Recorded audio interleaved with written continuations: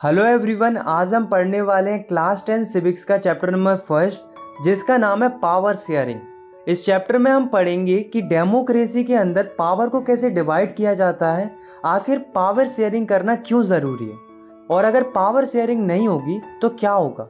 ये चैप्टर बहुत छोटा है, सिंपल है और इसे हम बहुत ही इंटरेस्टिंग वे में कंप्लीट करेंगे। तो विदाउट वेस्टिंग योर टाइम चलिए स्टार्ट करते हैं।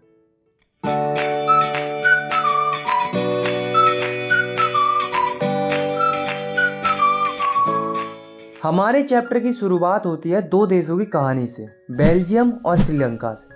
तो सबसे पहले शुरुआत करते हैं बेल्जियम की स्टोरी से। तो ये है बेल्जियम। बेल्जियम एक यूरोप का छोटा सा देश है। इसकी जो बॉर्डर है वो France, Netherlands, Germany and Luxembourg से कनेक्टेड है। दोस्तों, अगर हम इसके एरिया की बात करें तो ये उतना ही छोटा है जितना कि इंडिया का हरियाणा स्टेट है, लगभग उतने ही साइज़ का है। और अगर हम पॉपुलेशन की बात करें तो बेल्जियम में लगभग 1 करोड़ लोग रहते हैं। अब आप इस मैप को देखो, ये जो ऊपर का एरिया है वो है फ्लामिश रीजन। इसमें 59% लोग रहते थे जो कि डच भाषा बोलते थे। और ये जो नीचे का रीजन है वो है वलोनिया रीजन, जिसमें 40% लोग रहते थे जो कि फ्रांस लैंग्वेज बोलते थे। और जो बचे हुए 1% लोग थे वो जर्मन लैंग्वेज बोलते थे। अब आप जो छोटा सा एरिया देख रहे हो वो है ब्रुसेल, जो कि बेल्जियम की कैपिटल है। इसमें कंडीशन अलग थी।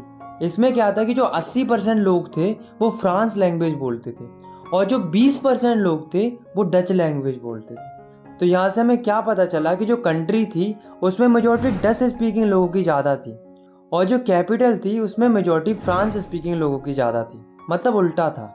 अब हुआ क्या कि इन दोनों कम्युनिटीज़ के बीच में बहुत ज़्यादा टेंशन बढ़ने लगा। अब टेंशन क्यों बढ़ने लगा, इसके दो कारण थे। पहला कि जो फ्रांस स्पीकिंग कम्युनिटी थी वो रिलेटिवली ज़्यादा रिच और पावरफुल थी डच स्पीकिंग कम्युनिटी से, जिस वजह से France speaking community Dutch speaking community को सप्रेस कर रही थी। दूसरा कि जो डच स्पीकिंग कम्युनिटी थी उसको इकोनॉमिकल डेवलपमेंट एंड एजुकेशन का लाभ बहुत देरी से मिलता था। अब आप खुद ही सोचो कि अगर एक कम्युनिटी को ज़्यादा लाभ मिलेगा और दूसरी कम्युनिटी को कम लाभ मिलेगा तो क्या होगा, आप उसमें टेंशन और ज़्यादा बढ़ेगा। और ऐसा हुआ भी। 1950 से लेकर 1960 तक बेल्जियम में दोनों कम्युनिटी के बीच में टेंशन बहुत ज़्यादा बढ़ने लगा और जो कैपिटल थी ब्रुसेल उसमें कंडीशन और भी ज़्यादा कॉम्प्लेक्स होने लगी। अकोमोडेशन इन बेल्जियम, तो ये प्रॉब्लम और ज़्यादा बढ़ती। उससे पहले जो बेल्जियम की गवर्नमेंट थी उसने थोड़ी समझदारी दिखाई और उन्होंने 1970 से लेकर 1993 तक कॉन्स्टिट्यूशन में 4 बार बदलाव किए ताकि कंट्री में शांति बनी रहे और कम्युनिटीज़ के बीच में लड़ाई ना हो। तो इसके लिए कॉन्स्टिट्यूशन में कई सारे बदलाव होते हैं। क्या क्या बदलाव होते हैं चलिए जानते हैं। तो पहला चीज़ ये होता है कि जो सेंट्रल गवर्नमेंट होगी उसमें डच और फ्रांस स्पीकिंग लोगों के इक्वल नंबर ऑफ मिनिस्टर होंगे। दूसरा चीज़ ये होता है कि अगर कोई स्पेशल लॉ पास करना है तो वो दोनों ग्रुप्स की सहमति से ही पास होगा, किसी एक ग्रुप की मर्जी से वो पास नहीं होगा। तीसरा चीज़ ये होता है कि बहुत सी सेंट्रल गवर्नमेंट की पावर्स स्टेट गवर्नमेंट्स को भी दे दी जाती हैं और स्टेट गवर्नमेंट इंडिपेंडेंटली अपना काम कर सकती हैं। सेंट्रल गवर्नमेंट का उसमें कोई रोल नहीं रहेगा। फोर्थ चेंज था कि जो कैपिटल थी बेल्जियम की ब्रुसेल, उसमें एक अलग से गवर्नमेंट बनाई गई जिसमें दोनों कम्युनिटी के इक्वल रिप्रेजेंटेटिव रहेंगे। फिफ्थ चेंज था कि इन्होंने इन सब के अलावा एक और तरीके की गवर्नमेंट बनाई जिसे कम्युनिटी गवर्नमेंट बोला जाता है। ये कम्युनिटी गवर्नमेंट तीनों ग्रुप्स के लिए अलग अलग बनाई गई थी जो कि अपनी अपनी कम्युनिटी के लिए कल्चर, एजुकेशन और लैंग्वेज रिलेटेड मुद्दों पर काम करती थी। तो बेसिकली अगर हम सिंपल तरीके से देखें तो बेल्जियम में 3 तरीके की गवर्नमेंट फॉर्म होती है, सेंट्रल गवर्नमेंट, स्टेट गवर्नमेंट और कम्युनिटी गवर्नमेंट। तो ये जो मॉडल था गवर्नमेंट का वो थोड़ा कॉम्प्लेक्स था, पर वो इतना अच्छा था कि इसके बाद बेल्जियम के अंदर जो दोनों कम्युनिटी थी उनके बीच में शांति बनी रहती है और सारे लोग खुशी खुशी रहने लगते हैं। इतने अच्छे सिस्टम को देखकर बेल्जियम के कैपिटल ब्रुसेल को यूरोपियन यूनियन का हेडक्वार्टर बनाने के लिए चुना जाता है। तो ये थी बेल्जियम की स्टोरी, जिसकी एक अच्छी या हम कह सकते हैं हैप्पी एंडिंग होती है। इसी से रिलेटेड एक दूसरी कहानी है जो कि है श्रीलंका की। तो ये है श्रीलंका। ये एक आइलैंड नेशन है जो कि चारों तरफ से पानी से घिरा हुआ है। अगर हम इसकी पॉपुलेशन की बात करें तो इसमें लगभग 2 करोड़ लोग रहते हैं। हाँ, लगभग उतने ही जितनी हरियाणा की पॉपुलेशन है। श्रीलंका की कैपिटल है कोलंबो। अब हम देखते हैं इतने कंपोजिशन ऑफ श्रीलंका, मतलब श्रीलंका में किस किस तरह के लोग रहते हैं। तो 74% जो लोग हैं वो सिन्हालाज स्पीकर्स हैं, मतलब जो सिन्हालाज लैंग्वेज बोलते हैं। 18% जो लोग हैं वो तमिल स्पीकर्स हैं, मतलब जो तमिल भाषा बोलते हैं। तमिल स्पीकर्स भी दो तरह के हैं, तमिल नेटिव्स ऑफ श्रीलंका, मतलब वो तमिल्स जो पहले से ही श्रीलंका के निवासी। दूसरे इंडियन तमिल्स, मतलब ऐसे तमिल्स जो इंडिया के निवासी थे पर वे कई साल पहले श्रीलंका आ गए थे एज अ टी वर्कर और वे वहीं पर सेटल हो गए थे। और 7% जो लोग हैं वो क्रिश्चियन हैं, जो कि सिन्हालाज और तमिल्स दोनों ही भाषा बोलते हैं। जो सिन्हालाज स्पीकर्स हैं वो बुद्धिस्ट हैं, मतलब बुद्धिज्म को सपोर्ट करते हैं। और जो तमिल हैं वो हिंदू भी हैं और मुस्लिम भी हैं। मेजोरिटेरियनिज्म इन श्रीलंका। अब दोस्तों श्रीलंका में क्या हुआ कि जो वहाँ की गवर्नमेंट थी वो मेजोरिटी को यानी कि सिन्हालाज को सपोर्ट करने लगी, उनके हिसाब से नियम बनाने लगी। तो क्या किया गवर्नमेंट ने, देखो। फर्स्ट 1956 में उन्होंने एक एक्ट पास किया जिसमें उन्होंने सिन्हालाज को श्रीलंका की ऑफिशियल लैंग्वेज घोषित कर दिया। सेकंड, गवर्नमेंट क्या करने लगी कि जो सिन्हालाज स्पीकर्स थे उनको फेवर करने लगी जॉब्स और एडमिशंस में। मतलब अगर दो कैंडिडेट ने सेम जॉब के लिए अप्लाई किया है तो उसमें से जो सिन्हालाज वाला होगा उसको वो जॉब मिल जाएगी, तमिल वाले को नहीं मिलेगी। तो देख रहे हो डिस्क्रिमिनेशन होने लगा था। थर्ड, जो श्रीलंका की गवर्नमेंट थी वो धर्म के आधार पर भी भेदभाव करने लगी थी।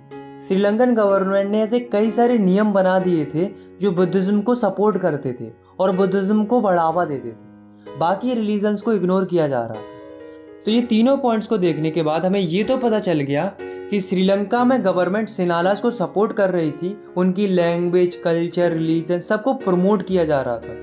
वहीं दूसरी ओर तमिल्स के साथ डिस्क्रिमिनेशन हो रहा था, उन्हें इग्नोर किया जा रहा था। तमिल्स को ये लगने लगा था कि जो गवर्नमेंट है और जो मेजर पार्टीज हैं वे उनकी लैंग्वेज, कल्चर और रिलीजन्स की बिल्कुल भी परवाह नहीं कर रही हैं। और उनको तो ये भी लगने लगा था कि जो गवर्नमेंट है वो उनके फंडामेंटल राइट्स के साथ भी खिलवाड़ कर रही है, जैसे कि राइट टू इक्वालिटी, क्योंकि उन्हें सोसाइटी में बराबरी का अधिकार नहीं मिल रहा था। तो जो ये तमिल लोग थे उनको लगा कि अब गवर्नमेंट तो कुछ करेगी नहीं, इसलिए उन्हें खुद से स्टेप लेने शुरू कर दिए। तमिल्स ने क्या किया कि उन्होंने अपनी पॉलिटिकल पार्टीज बनाई और डिमांड करना शुरू कर दिया। इनकी पहली डिमांड थी कि तमिल लैंग्वेज को भी ऑफिशियल लैंग्वेज डिक्लेयर कर दिया जाए। दूसरी डिमांड थी कि उनके रीजन में सेपरेट गवर्नमेंट बना दी जाए। तीसरी डिमांड थी कि तमिल लोगों को भी इक्वल अपॉर्चुनिटीज मिलनी चाहिए जैसा कि सिन्हालाज को मिलती है। लेकिन दोस्तों जो गवर्नमेंट थी उसने इनकी डिमांड्स नहीं मानी, बल्कि तमिल्स की डिमांड को इग्नोर किया। तो तमिल्स ने कहा कि अगर आप हमारी ये डिमांड्स पूरी नहीं कर रहे हो तो कम से कम हमारे लिए एक सेपरेट कंट्री ही बना दो नॉर्थ एंड ईस्टर्न पार्ट में, जिससे हम वहाँ पर खुशी खुशी रह सके। लेकिन गवर्नमेंट ने इसके लिए भी मना कर दिया। इस बात से जो तमिल्स थे उनको बहुत ज़्यादा गुस्सा आ गया, जिस वजह से ये दोनों कम्युनिटी आपस में लड़ने लगती हैं और कंट्री में स्टार्ट हो जाता है सिविल वॉर, जिस वजह से कई हजारों लोगों की मौत हो जाती है और कई सारे लोगों को देश छोड़कर जाना पड़ता है। इस सिविल वॉर की वजह से श्रीलंका में काफ़ी ज़्यादा social, economical and cultural loss होता है। तो ये थी श्रीलंका की स्टोरी जिसकी बहुत ही बेकार एंडिंग होती है। तो दोस्तों अभी तक हमने दो स्टोरी सुनी, एक थी बेल्जियम की स्टोरी और दूसरी थी श्रीलंका की स्टोरी। दोनों ही देशों की स्टोरी लगभग सिमिलर थी, लेकिन ऐसा क्या हुआ कि एक देश खुशी खुशी रहने लगा, वहीं दूसरे देश में सिविल वॉर हो गया। तो इसका एक ही आंसर है जो कि है पावर शेयरिंग। बेल्जियम में क्या हुआ कि वहाँ पर दोनों कम्युनिटीज़ के बीच में पावर शेयर की, जिस वजह से वहाँ पर कोई भी लड़ाई देखने को नहीं मिली। वहीं दूसरी ओर श्रीलंका में पावर शेयरिंग नहीं होती है, जिस वजह से वहाँ पर सिविल वॉर देखने को मिलता है। तो यहाँ से हमें पता चलता है कि पावर शेयरिंग करना अच्छा है। अब क्वेश्चन ये अराइज होता है कि पावर शेयरिंग करना क्यों अच्छा है, why power sharing is desirable. तो इसके दो रीज़न है, prudential reason and moral reason. तो प्रूडेंशियल रीज़न है power sharing is good because it's help to reduce the possibilities of conflicts between social groups. मतलब पावर शेयरिंग करना अच्छा है क्योंकि उससे सोशल ग्रुप्स के बीच में लड़ाई या कॉन्फ्लिक्ट्स होने का खतरा टल जाता है, जिससे सोसाइटी में स्टेबिलिटी बनी रहती है, जैसा कि आपको इन दोनों एग्जाम्पल से भी पता चल चुका हो। इसका मोरल रीज़न है power sharing is the spirit of democracy. मतलब पावर शेयरिंग बेस है डेमोक्रेसी का। मतलब डेमोक्रेसी सही ढंग से तभी चलेगी जब डेमोक्रेसी में पावर शेयरिंग होगी। इनफैक्ट जितनी ज़्यादा पावर शेयरिंग होगी गवर्नमेंट भी उतनी ही अच्छे तरीके से काम करेगी। फॉर्म्स ऑफ पावर शेयरिंग, मतलब किस किस तरह से पावर को शेयर किया जाता है। तो पहला है horizontal distribution of power sharing. इसमें क्या होता है कि जो गवर्नमेंट की पावर होती है उसे सेम लेवल पर डिवाइड किया जाता है गवर्नमेंट के अलग अलग ऑर्गन्स में, जैसे कि लेजिस्लेचर, एग्जीक्यूटिव एंड जुडिशरी। इन तीनों ऑर्गन्स में कोई छोटा बड़ा नहीं होता, इनके पास पावर बराबर रहती है, लेकिन इनके काम अलग अलग होते हैं। ये तीनों ऑर्गन्स आपस में एक दूसरे पर नज़र रखते हैं और चेक करते रहते हैं हर एक ऑर्गन को, ताकि ये इंश्योर किया जाए कि कोई एक ऑर्गन ही अनलिमिटेड पावर्स का इस्तेमाल नहीं कर रहा है।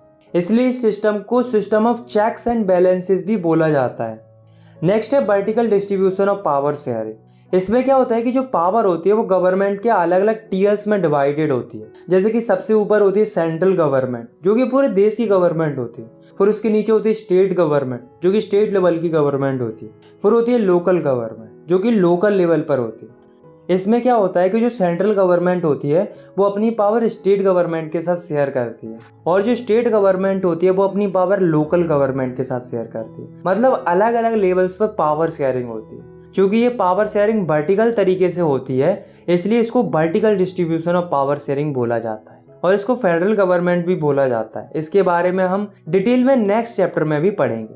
थर्ड फॉर्म है power sharing among different social groups. इसमें क्या होता है कि जो पावर होती है वो अलग अलग सोशल ग्रुप्स के बीच में डिस्ट्रीब्यूट की जाती है।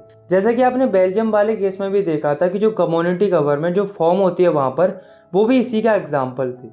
सिमिलरली इंडिया में भी जो रिजर्वेशन का सिस्टम चलता है वो भी इसी का कंसेप्ट है। आपने देखा होगा कि इंडिया के अंदर वीकर सेक्शन को, जैसे कि SC, ST, OBC, इनको रिजर्वेशन मिलता है कॉन्स्टिट्यूएंसी के अंदर, जैसा कि हमने 9th क्लास में भी पढ़ा था। तो ये जो पावर शेयर की जाती है अलग अलग सोशल ग्रुप्स के बीच में, इसी को बोला जाता है power sharing among different social groups.